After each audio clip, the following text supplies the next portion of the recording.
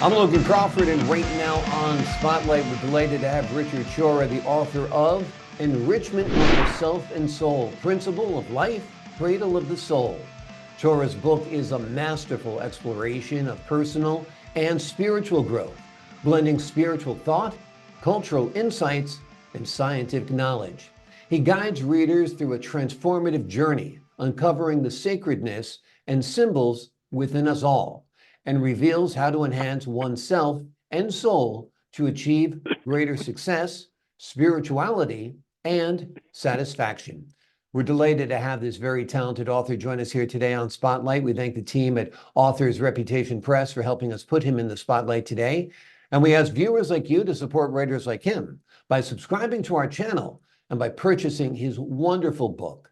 The links are below the interview. Richard, thank you so much for joining us here today on Spotlight.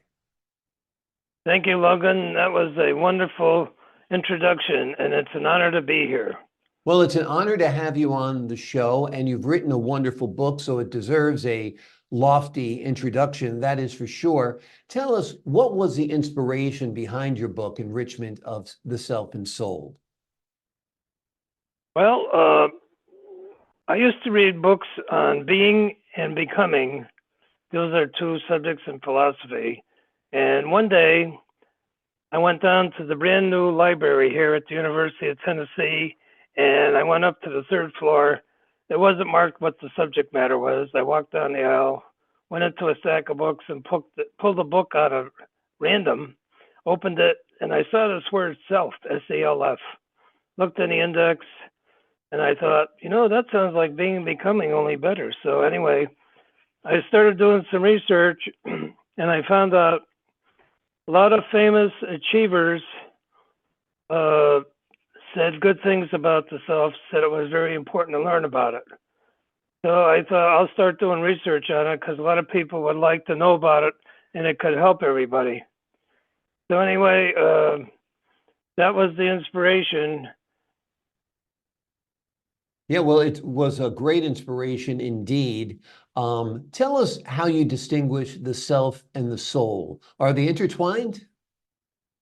They're intertwined. They call the self the seat of the soul. So I guess you might say, in that case, it's intertwined. But it's, I guess you could say you have spirituality, self, and soul.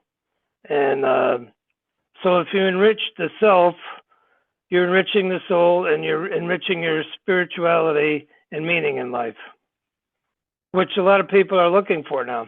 Absolutely. Have you always been interested in philosophy and spirituality? Tell us a little bit about your journey.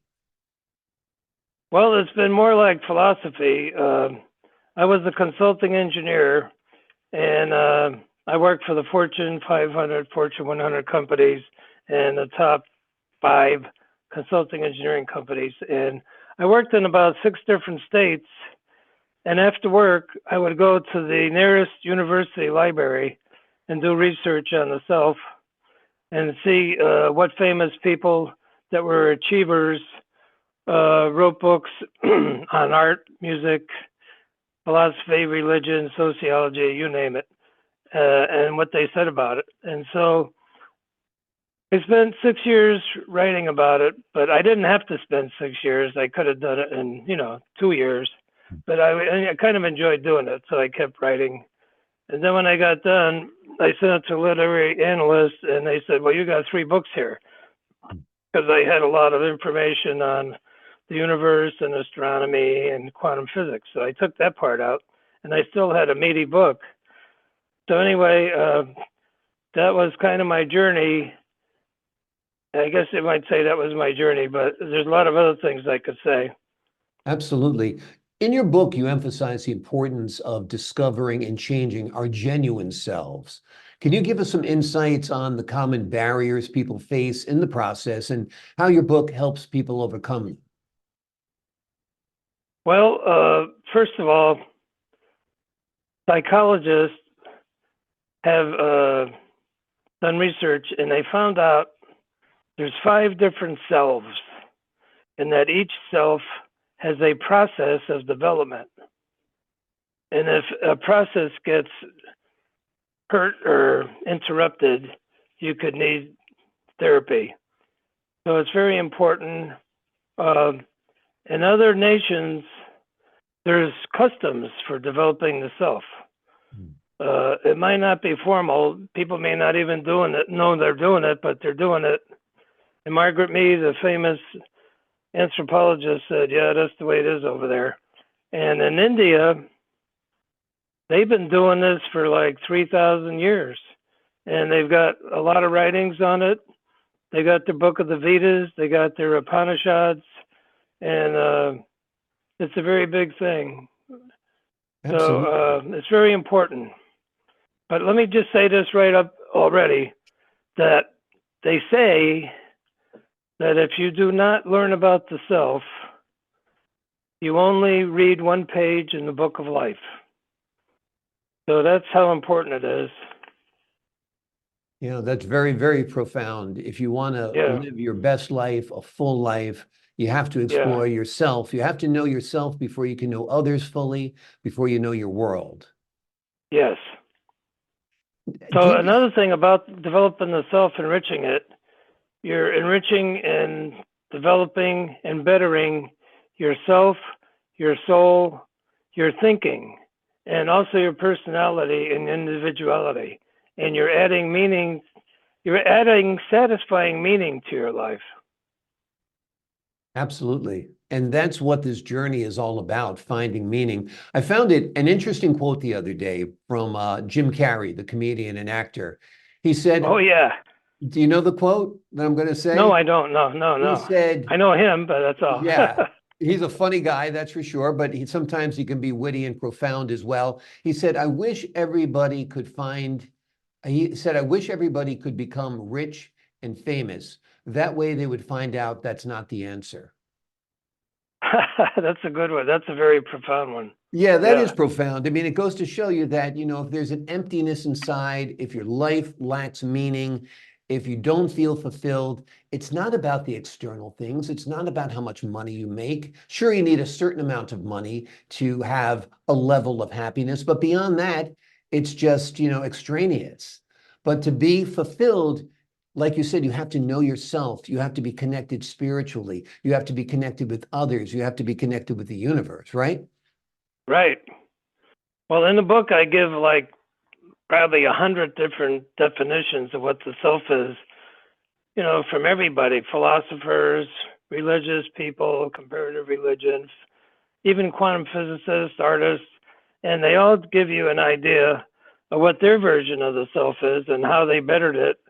And so these are good examples to help people to get there, and they're not just going to be on their own. And one of the purposes of this book is to help the reader possess spiritual growth with creative thought, the sacredness of origin, the holiness of originality, the dew of freshness, and the priority of philosophical genius, and also an ability to extract knowledge that people may never had before. And a lot of people can do this.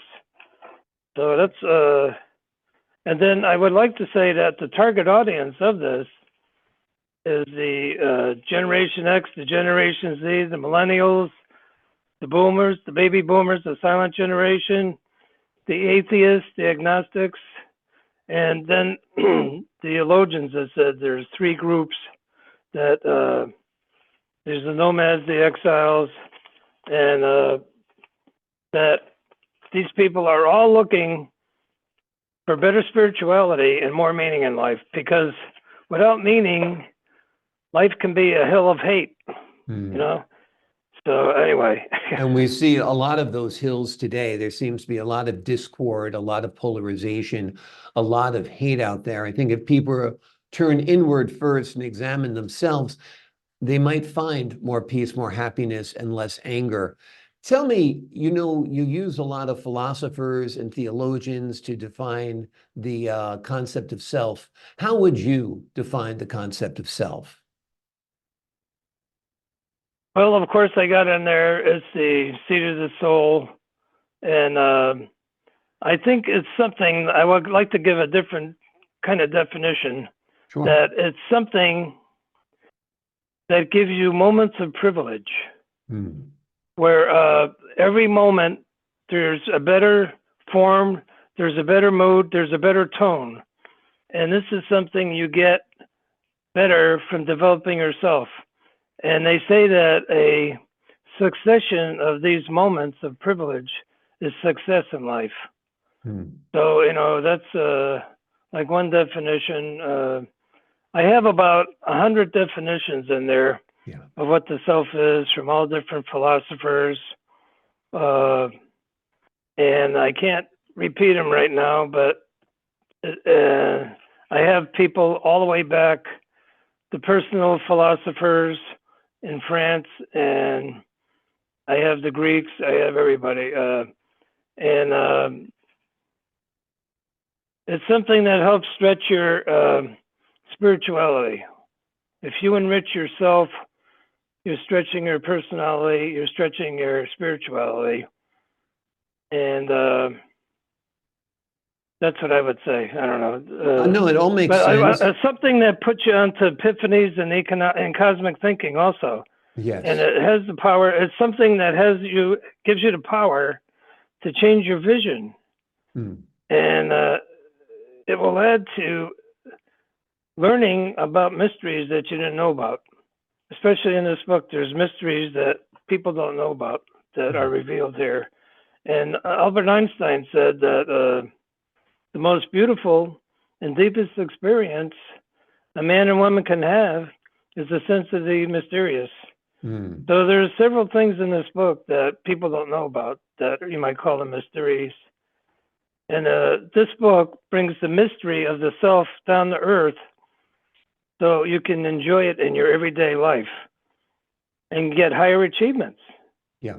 And if you do that, it's like automatic that your thinking, yourself, your spirituality, and your meaning in life will all go up. It's like automatic. Yeah. Absolutely. Automatic, autopilot. Yep. Once you get connected, that's for sure. Let me ask you this. Let's talk about religion and spirituality. Are the two separate? Are they interconnected? Can you have one without the other? Tell us about your thoughts on religion and spirituality. Well, I believe in religion. I pray every night.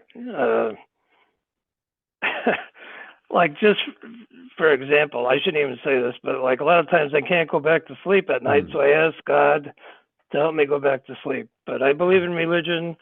I believe in praying. Uh, but I will say that the problem right now is a lot of people are wanting to leave their organized religion to get more spirituality. And over in Europe, I read that 95% of the college graduates have left their religion. So I'm not saying that's a good thing. I'm just saying that that's what's happening. And it's kind of devaluing, the dignity of man and woman. It's devaluing it. We're devaluing nature. We're devaluing man and woman. And we need religion to help us keep the value. Yeah. Because, the more we get artificial intelligence and everything and global warming, we have to have something to go back on to keep us going. And so I would say you need religion. And I think you need to learn about the self to increase your spirituality, because in religion, you may not get the ideas that you need to do that. That's all I'm saying. I'm not condemning religion whatsoever. I'm saying Right. it's good. No, I That's agree my with opinion. you. Yeah. Yeah, I believe it's connected. I think the reason why we are spiritual beings is because of the eternal and because of our creator and because of God, that there's much more to this life than just our flesh and blood and bones and cells, but there is that soul, which is, in many ways divine. In Yes. my opinion, anyway. That's how I look at it. And Yes. I think quite a few people look at it that way. Let's talk a little bit about the concept of sacredness and symbols. They play a significant role in your book. Tell us how these aspects contribute to a deeper understanding of ourselves and our place in the universe. Well, sacredness is something that has to be kind of studied in religion, because you can't study sacredness in other fields. Art, music. You might say, well, okay, there's some sacred symbols over there. You could do it that way, but it requires it to be in a religious context. So that's what I would say about that. Now, symbols started way back in about 6000 BC when cavemen were writing on walls, trying to communicate with their gods, and sometimes they would put like 6 sheep on the wall because that was to tell everybody like how many sheep they need for a sacrifice. So then it grew into they need to keep track of business transactions, and it grew from there. In about 3000 BC, they even started writing poetry. So then it just got more and more, and so it got to the point where symbols are used in everything, and because they're easier to manipulate than like statues. So in the year 1956, symbols became a big thing in like the economy. So there was like the government said that was the year that more people started working in symbol-oriented fields like computers and television than in manufacturing. So anyway, symbols are like a moment of privilege, and they're like moments of veneration. Sometime, if they're a religious symbol, St. Augustine called them symbols of veneration. And Thomas Aquinas said that the first perfection of a thing is its form, from which it receives its species. And then he had another good quote: is that the perfect word, not wanting in anything, is the art of God. So that kind of gives you a feeling. So I would say symbols help you enter the ether of veneration. And not always, because it could be something bad, but anyway, if it's a good symbol, Yeah, anyway, exactly. Good. Let me ask you this, Richard. In your book, you talk about achieving a higher level of spiritual awareness.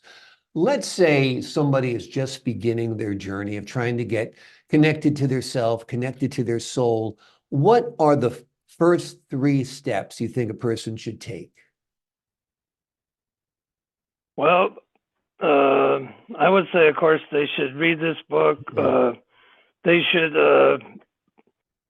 try to find, you don't just have to read this book. You can look up other books on being and becoming, like if you want for metaphysics, philosophy, you could learn about it from that viewpoint. You could look at other authors that have written books that have something to do with the subject. And if you're religious, you could, see what your religion offers.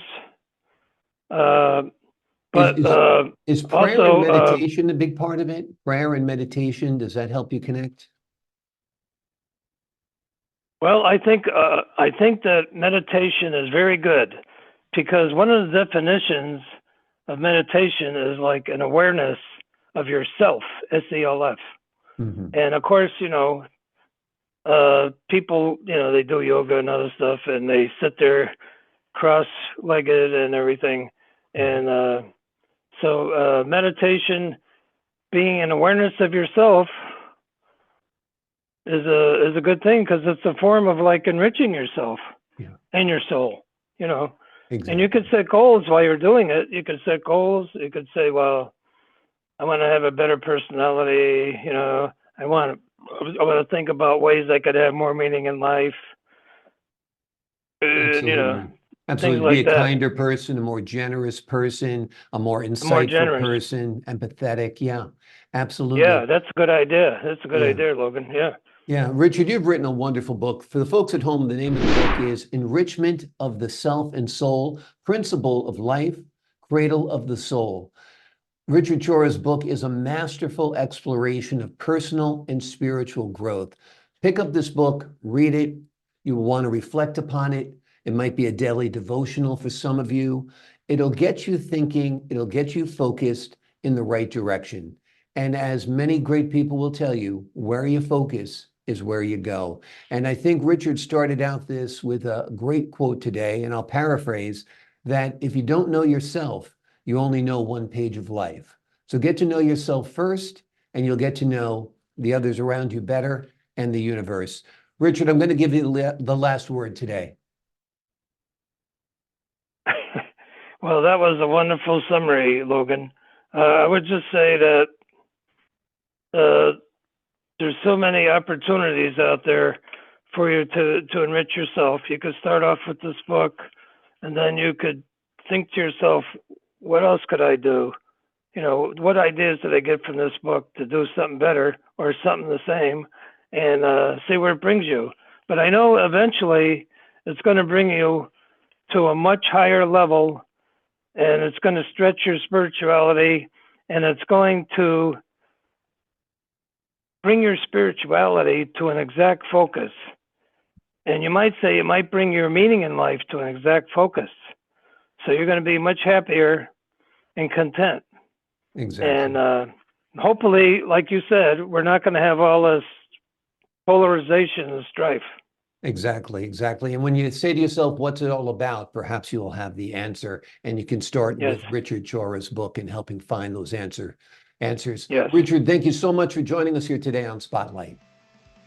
Thank you, Logan. That was an honor to be here, and I love the way you summarized that. Well, I appreciate that, sir. I was inspired by your book, that's for sure. To the folks at home, I'm Logan Crawford, thanking you for your time this time. Until next time on Spotlight.